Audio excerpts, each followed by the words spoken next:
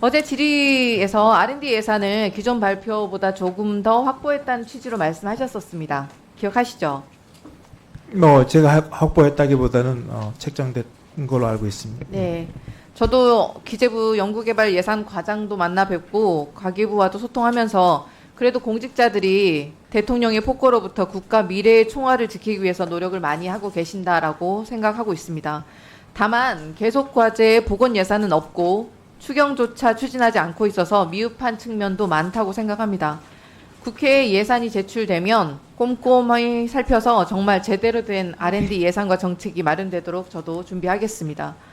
윤석열 대통령의 오만하고 독선적이고 아나무인인 국정 운영이 결국에는 R&D 예산 폭거 그리고 모든 사태의 근본 원인이라고 생각합니다. 방금 전에 윤석열 대통령께서 직접 내년도 R&D 예산을 발표하셨습니다.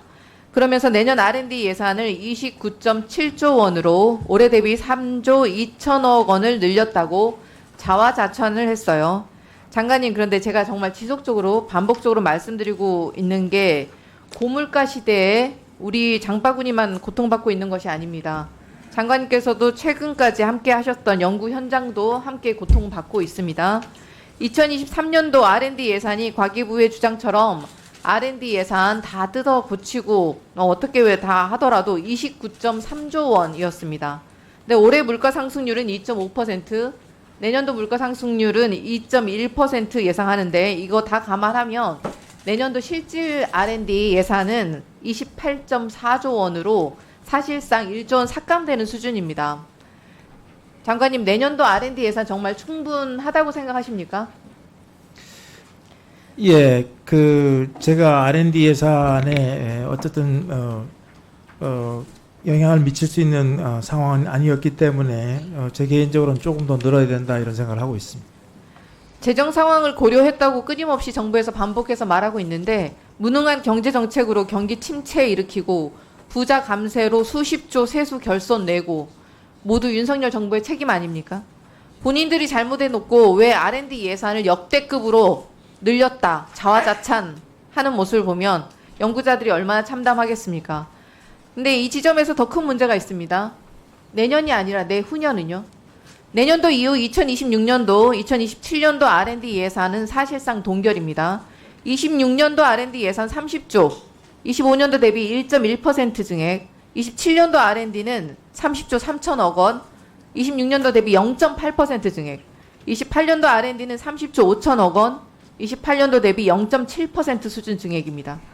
지금 고물가가 뉴노멀이 되는 상황에서 올해 눈 가리고 아무식으로 내년만 증액을 하고 명목상 R&D 예산은 그 이후 쭉 3년간 동결됩니다. 실질 R&D 예산은 사실상 삭감 수순에 들어간 거 아닙니까? 국가 총 지출 대비 5% 수준의 R&D 예산을 투입하겠다는 게 당초 대통령의 말이었습니다. 그 국정 과제조차도 헌신짝처럼 버린 꼴이 아닙니까? 과기계와 연구 현장에서 살려달라는 처절한 비명이 커지다 못해서 각혈을 할 지경인데 가만히 있어야 되겠습니까? 국회에서 R&D 예산 증액을 추진하면 과기부가 적극 협조하시겠습니까?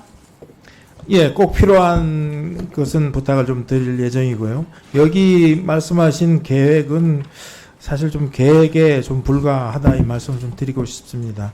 그래서 어쨌든 제가 국가 R&D 과학기술정보통신 분야의 책임자로서 꼭 필요한 예산은 여러 형태로 반영할 수 있도록 최선을 다하겠습니다.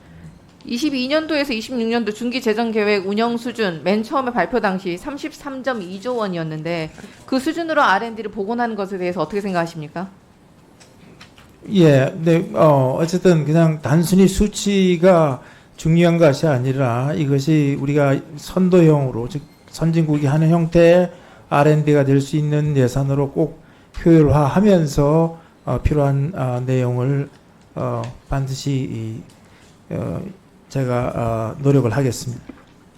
반복해서 말씀드리지만 국가 총 지출의 5% 이상을 R&D 예산에 투입하는 R&D 예산 목표제 반드시 도입해야 한다고 생각하고 네이처 인덱스가 지정했던 것처럼 장기적 관점에서 투자가 안정적으로 이루어져야 된다고 생각합니다.